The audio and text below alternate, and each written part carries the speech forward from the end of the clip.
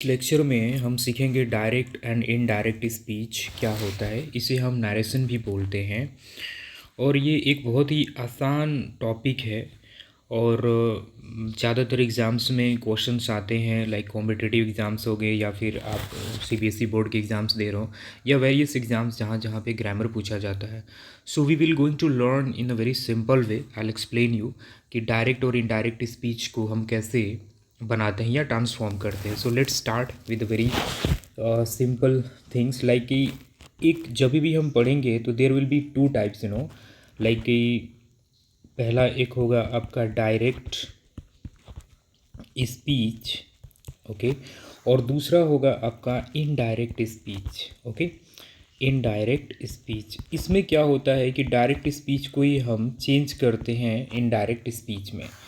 तो पहले direct speech दिया रहेगा, उसको हम चेंज करेंगे इनडायरेक्ट स्पीच में।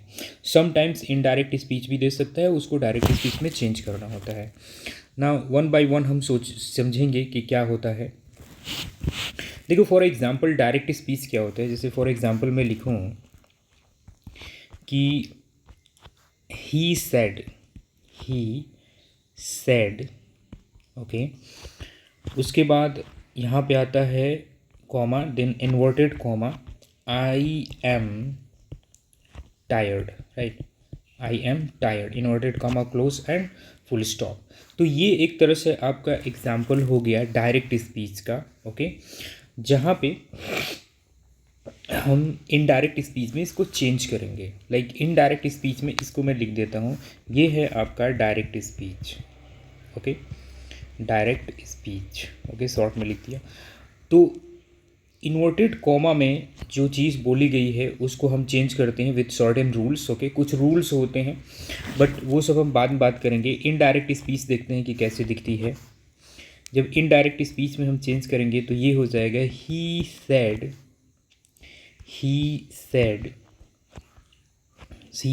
दैट, है ना।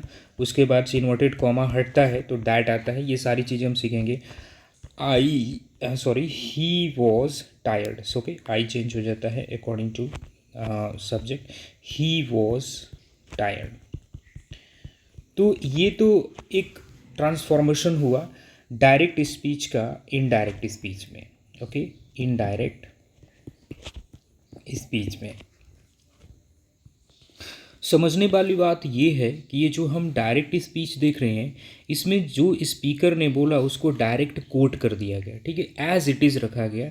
लेकिन यहाँ पे जब हम इसको चेंज करते हैं इनडायरेक्ट स्पीच में तो हम कॉमा को, जो इन्वर्टेड कॉमा है उसको हम हटा देते हैं, डैट लगाते हैं, और उसके बाद से हम इसको रिपोर्टेड स्पीच, आई मीन इसको विदाउट कोटेशन मार्क हम बनाते हैं। तो ये आपका हो गया इनडायरेक्ट स्पीच। अब अलग अलग पार्ट्स ऑफ सेंटेंस को समझते हैं। जैसे कि ये जो एक सेंटेंस लिखा है यहाँ से यहाँ तक, इसमें किस पार्ट को क्या बोलते हैं हम एक एक करके समझते हैं। जैसे कि मैं एक अलग सा एग्जांपल लिख लेता हूँ, वहाँ से समझाने की कोशिश करूँगा आपको। जैसे मैं लिख रहा हूँ कि he said to me I will help you. He said to me, okay, I will help you, okay. Inverted comma यहाँ पे लगाएंगे ही सेड टू मी के बाद, और यहाँ पे तो इन्वर्टेड कॉमा में। अब इसके अलग अलग पार्ट्स को हम क्या बोलते हैं। जैसे मैं बोलूँ कि he said to me, he said to me, ये जो इतना वाला पार्ट है यहाँ से यहाँ तक जो दिख रहा है इसको हम बोलते हैं रिपोर्टिंग स्पीच। क्या बोलते हैं? Reporting speech, reporting speech. उसके अलावा अगर मैं बात करूं कि आई विल हेल्प यू, ये जो रिमेनिंग पार्ट है, मैं इसको स्पष्ट करने के लिए थोड़ा सा लिख दे रहा हूँ आपको। आई will help you, I will help you, ठीक है। इसको हम बोलते हैं रिपोर्टेड स्पीच। क्या बोलते हैं? Reported speech. ये हुई एक बात। और ये जो बीच में सेड आया है, सेड है ना, जो हम सेड बोलते हैं बीच में, हम इसको बोलते हैं रिपोर्टिंग वर्ब। अगर लिखना चाहूँ कि सेड को क्या बोलेंगे, सेड को, तो ये होता है आपका रिपोर्टिंग वर्ब। क्या होता है? Reporting verb. It's very important अगर आप क्लास 10th में हो या 12th में हो, या खासकर 10th वाले बच्चों के लिए, टू अंडरस्टैंड एवरीथिंग। लाइक वो कहीं से भी क्वेश्चन पूछ सकता है, तो आपके हर पार्ट के बारे में पता होना चाहिए कि ये वाला जो पार्ट है, पहला पार्ट, इसको बोलते हैं हम रिपोर्टिंग स्पीच। दूसरा वाला जो पार्ट है आई विल हेल्प यू, इसको हम बोलते हैं रिपोर्टेड स्पीच। ओके, खासकर जो सेड टू आ रहा है या सेड आ रहा है, इसको हम बोलते हैं reporting verb. Okay, so it's very important है ना। रिपोर्टिंग स्पीच में ही रिपोर्टिंग वर्ब होती है। ओके, और उसको हम चेंज करते हैं according to the rule. Now let's see the basic rules क्या होते हैं। अगर मैं बेसिक रूल्स की बात करूं, बेसिक रूल्स की, तो देख लेते हैं रूल्स। जैसे कि अगर मैं बोलूं कि inverted comma, okay, inverted comma को रिमूव करना है तो हम यूज़ करते हैं दैट का। किसका यूज़ करते हैं? दैट का। ये समझना आसान है, बहुत आसान है। जैसे कि ऊपर मैंने एक सेंटेंस बनाया था, ही सेड इन्वर्टेड कॉमा में आई एम टायर्ड, उसी तरह से he said that he was tired. अगर ये इन्वर्टेड कॉमा हटा इनडायरेक्ट स्पीच में, तो यहाँ पे डैट आ रहा है। तो इट्स वेरी सिंपल। और यूजुअली आपको याद रखना है कि इन्वर्टेड कॉमा हटने के बाद दैट का ही यूज़ होता है यूजुअली। क्वेश्चन वाले आई मीन स्पीच में हम अलग से देखेंगे। अब हम चेंज ऑफ रिपोर्टिंग वर्ब देख लेते हैं। जैसे कि अगर हम चेंज करते हैं रिपोर्टिंग वर्ब, जैसे कि मैंने ऊपर बताया था आपको, रिपोर्टिंग वर्ब जो होती है सेड, है ना, तो अलग अलग आती हैं। तो उसको हम एक बार देख लेते हैं कि ये अगर आएगा तो हम कैसे चेंज करेंगे। जैसे कि डायरेक्ट में आपका होगा और एक इनडायरेक्ट में कैसे चेंज करेंगे, इसको हम देखते हैं। तो मान लेते हैं कि डायरेक्ट में आपका आएगा said to. Okay, said to. Okay, direct speech में आ रही है सेड टू, तो इनडायरेक्ट में वो जाके बदल जाएगा टोल्ड में। बहुत इंपॉर्टेंट पॉइंट है, इन सब चीज़ों को नोट करना पड़ेगा। अगर आपके डायरेक्ट स्पीच में आ रही है सेज टू, क्या आ रही है? सेज टू, प्रेजेंट वाली फॉर्म है, वो ऊपर वाली पास्ट वाली थी। सेज टू आ रही है तो ये बन जाएगा टेल्स में। किस में बन जाएगा? टेल्स में। इंपॉर्टेंट। नाउ अगर सी टू आ रहा है, सी टू आ रहा है, तो ये चेंज हो जाएगा टेल में। किस में चेंज हो गया? टेल में। तो ये these are the very important and basic rules of narration. तो इसको आपको ध्यान रखना है। सेड टू चेंज होगा टोल्ड में, सेज टू चेंज होगा टेल्स में, एंड से टू चेंज होगा टेल में। फॉर एग्जाम्पल देखते हैं। अगर एग्जाम्पल में लूँ, जैसे कि he said to me, right. इसको मैंने चेंज किया तो मैंने बनाया ही। ओके, और सेड टू को चेंज करेंगे टोल्ड में, टोल्ड मी। देखो जितने भी आप देख रहे हो, टोल्ड के बाद में डायरेक्ट जो होता है ऑब्जेक्ट आता है। सेड टू को हम टोल्ड में चेंज करके टू नहीं लगाएंगे, जैसे कि ही टोल्ड टू मी नहीं लिखेंगे, हम डायरेक्ट लिखेंगे ही टोल्ड मी। ओके, उसके बाद से ऑफ कोर्स इन्वर्टेड कॉमा हटता है तो डैट आ जाता है। तो मैंने समझाने के लिए ये आपको लिखा है।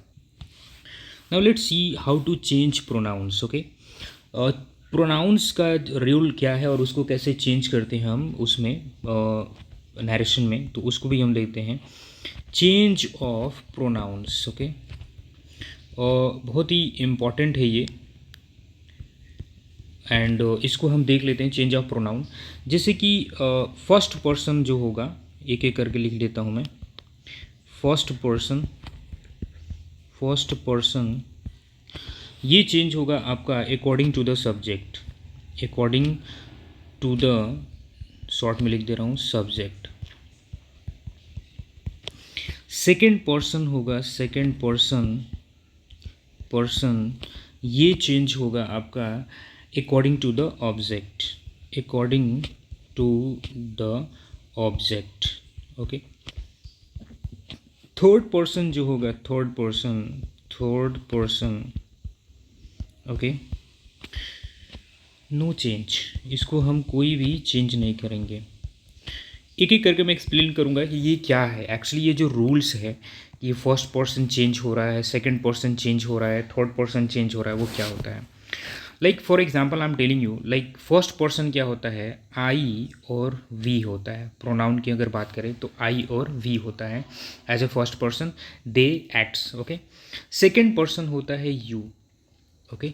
और थर्ड पर्सन होता है ही, सी, राइट। और किसी भी व्यक्ति का नेम भी ले सकते हैं, बट जनरली हम ही सी को कंसिडर करेंगे। लाइक ये हो गया, ये हो गया और ये हो गया, यानी कि फर्स्ट पर्सन आई और we, second person you and third person हो गया आपका ही। Again I am repeating, first person is I, second person is you and third person is are he and she. Is are जो भी बोलना है बोलेंगे, ठीक है। अब ये जो चेंज हो रहा है, जैसे कि first person, wait, first person जो चेंज हो रहा है वो बता रहा है कि वो चेंज हो रहा है अकॉर्डिंग टू द सब्जेक्ट। अब ये सब्जेक्ट क्या है। सेकंड पर्सन चेंज हो रहा है अकॉर्डिंग टू द ऑब्जेक्ट, ये ऑब्जेक्ट क्या है। और थर्ड पर्सन चेंज हो रहा है नो चेंज में, कोई बदलाव नहीं। तो एक एक करके I am giving you example. चलो तो यहाँ पे हम एक एग्जाम्पल ले लेते हैं। ऊपर एक सेंटेंस लिखा था मैंने, he said to me, right. उसके बाद से कॉमा, देन इन्वर्टेड कॉमा में I will help you, I will help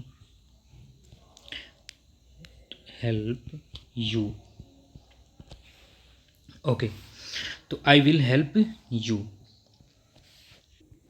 अब जनरली क्या है कि एक पूरा का पूरा स्टेटमेंट है, एक सेंटेंस बोलेंगे और हर एक सेंटेंस में कुछ चीज़ें होती हैं जो कि उसकी रिक्वायरमेंट होती है। जैसे कि ही क्या है, ये एक सब्जेक्ट है। सेड टू क्या है, एक वर्ब है, सेड टू, है ना। एंड मी क्या है, ये एक ऑब्जेक्ट है। ये सेंटेंस में हम शुरू से पढ़ते आ रहे हैं। एक सेंटेंस फॉर्मेशन का यही स्ट्रक्चर होता है, पहले सब्जेक्ट आता है, देन सब्जेक्ट के अकॉर्डिंग वर्ब आती है एंड देन ऑब्जेक्ट जो भी होता है, ठीक है। उसके अलावा फिर से यहाँ पे देखो, एक सब्जेक्ट है आई, विल हेल्प क्या है, वर्ब है, एंड यू क्या है, ऑब्जेक्ट है, राइट। तो ये तो हो गया आपका एक स्ट्रक्चर, है ना। दरअसल हो क्या रहा है कि यहाँ पे दो छोटे छोटे क्लॉज लिखे गए हैं, ठीक है। वो नरेशन उस तरह से समझ रहे हैं, लेकिन आप समझो क्लॉज मतलब होता है एक छोटा सा उपवाक्य, है ना। लेकिन ये छोटे छोटे उपवाक्य मिलकर बड़ा सा वाक्य बना रहा है, ठीक है। ये कंप्लीट एक सेंस दे रहा है, ये पूरा का पूरा एक सेंटेंस है, ये कंप्लीट सेंस दे रहा है। लेकिन यहाँ पे एक छोटे छोटे क्लॉजेज लिखे गए हैं, लेकिन हम एज ए नरेशन पढ़ रहे हैं तो हम इसको एज ए नरेशन ही देखेंगे। तो यहाँ पे जो आपको दिखाई दे रहा है, जैसे कि मैंने डिवाइड किया कि सब्जेक्ट वर्ब, है ना।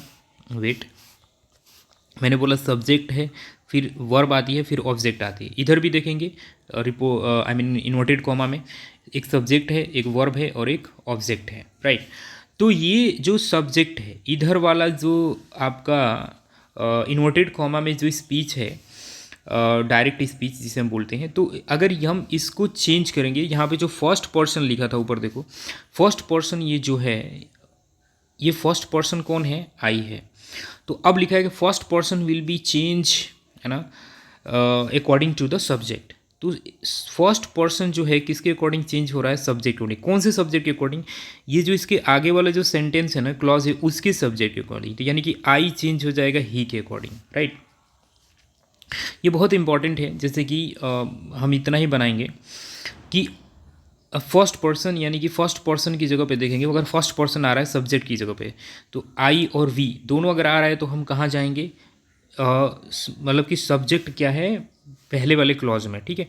तो उसके अकॉर्डिंग तो इसको हम चेंज कर देंगे सब्जेक्ट की जगह पे। तो एक बार चेंज करके मैं दिखाता हूँ। जैसे देखो, he said to, we know that कि ऑलरेडी टोल्ड में चेंज होता है, टोल्ड, है ना, मी, राइट। उसके बाद हम लिखेंगे दैट, ठीक है, क्योंकि इन्वर्टेड कॉमा हटाना है। अब आई चेंज होगा ही के अकॉर्डिंग, तो यहाँ पे ही आ जाएगा ही, राइट। क्योंकि सब्जेक्ट के अकॉर्डिंग चेंज हो जाए तो हम ही यहाँ पे लिखेंगे। ही told me that, he will change होता है वुड में, ये बाद में हम सब सीखेंगे, would help, and then you change होगा यू क्या है, ऑब्जेक्ट है। ऑब्जेक्ट कहाँ है इस सेंटेंस में, यहाँ पे है। यू कहीं भी रहेगा, ऑब्जेक्ट के अकॉर्डिंग चेंज होगा मी। तो मी अब यहाँ पे हमें ऑब्जेक्ट के फॉर्म में ही लिखना है, तो यू चेंज हो जाएगा मी में। लिसनर है ना ये, ही सेड टू मी, वह किससे बोल रहा है, मेरे से बोल रहा है ना। आई विल हेल्प यू, कि वह मेरी हेल्प करेगा, मेरी हेल्प करेगा यानी कि me. Okay right. So he told me that he would help me, right. तो ये एक बन गया। सो आई होप दैट कि ये समझ में आया होगा। अब ये वाला जो, एक बार मैं और से समझा दे रहा हूँ, ये वाला जो यू है ये चेंज हो रहा है आपके ऑब्जेक्ट के अकॉर्डिंग, क्योंकि यहाँ पे रूल्स में लिखा भी था कि second person will be change according to the object, right. तो यू जो है किसके चेंज होगा, ऑब्जेक्ट, और ऑब्जेक्ट कौन है, मी यहाँ पे है। तो इसके अकॉर्डिंग ये चेंज हो रहा है। अब नेक्स्ट अकॉर्डिंग नेक्स्ट रूल देखते हैं कि सेकंड पर्सन के अकॉर्डिंग कैसे चेंज होता है। सेकंड पर्सन वाला देखेंगे, सेकंड पर्सन के अकॉर्डिंग ऑब्जेक्ट कैसे या ऑब्जेक्ट के अकॉर्डिंग कैसे चेंज होता है। जैसे कि फॉर एग्जांपल मैं लिख रहा हूँ, he said to me, he said to me, okay right, inverted comma, you are late, you are late, right, inverted comma close. तो now let's focus on it कि इसको अगर चेंज करना पड़ेगा तो यहाँ पे देखो, यहाँ पे अब जो सेकंड पर्सन है उस पर हम खासकर ध्यान देंगे। जैसे कि इसको मैं चेंज कर रहा हूँ इनडायरेक्ट में, ही सेड टू का चेंज करेंगे टोल्ड में, told me, right, inverted comma हटेगा दैट, राइट। उसके बाद से यू चेंज होगा किसके अकॉर्डिंग, ऑब्जेक्ट के अकॉर्डिंग। हमने वहाँ पे पढ़ा था, ऊपर देखेंगे, second person according to object, यानी कि सेकेंड पर्सन कौन है, यू है। तो यू चेंज होगा ऑब्जेक्ट के according, because I have told you already कि ये आपका सब्जेक्ट है, ये आपका वर्ब है और ये आपका ऑब्जेक्ट है। तो यू चेंज होगा ऑब्जेक्ट के अकॉर्डिंग। यहाँ पे मी लिख रखा है, तो ही टोल्ड मी दैट। अब यहाँ पे सब्जेक्टिव केस चाहिए मी का, तो मी का सब्जेक्टिव केस होता है आई, राइट। तो यहाँ पे हम लिखेंगे आई, आर चेंज हो जाएगा वॉज में, आई वॉज लेट, राइट। ये कैसे चेंज हो रहा है, वर्ब आई आर का वॉज हो रहा है, I teach you later. But यहाँ पे फोकस करेंगे कि हम पहले प्रोनाउन सीख रहे हैं तो कैसे ये चेंज हो रहा है। तो यहाँ पे हो गया ये आपका यू चेंज हो गया मी के अकॉर्डिंग, और मी जो है इसका ऑब्जेक्टिव फॉर्म होता है आई। तो अब ये जाके इनडायरेक्ट स्पीच में चेंज हो चुका है। Now next, okay next question, next example, I mean, he said to me, he said to me, inverted comma में, he is an honest person। अगर मैं यहाँ पे लगाना चाहूँ तो पर्सन लगा सकता हूँ, पर्सन, इन्वर्टेड कॉमा क्लोज। तो he said to me he is an honest person, यानी कि यहाँ पे हम अब थर्ड पर्सन को चेंज करने की कोशिश करेंगे, थर्ड पर्सन को। अकॉर्डिंग टू द रूल हम देखेंगे थर्ड पर्सन, यहाँ पे बताया जा रहा है कि थर्ड पर्सन नो चेंज, कोई चेंज नहीं होगा। ही सी अगर इसमें से या कोई किसी व्यक्ति का नाम आ रहा है तो we will not change here. तो like let's transform it, like he told me as it is, जैसे हम चेंज करते थे, टोल्ड मी, इन्वर्टेड कॉमा हटेगा, दैट आएगा, दैट, राइट। ही जो है ये क्या है, एक तरह से थर्ड पर्सन है, और इसको हम चेंज नहीं करते हैं, नो चेंज होगा। क्या होगा, नो चेंज होगा, राइट। तो इसको हम कोई चेंज नहीं करते हैं, तो हम एज इट इज़ रहने देंगे इसको। ही told me that he is an honest person. तो ये आपका थर्ड पर्सन का भी एग्जाम्पल कंप्लीट हो गया। Third person no change, you according to the object, I according to the subject. So I explained everything. Next video में और भी बहुत सारे रूल्स हम कवर करेंगे। Thank you so much.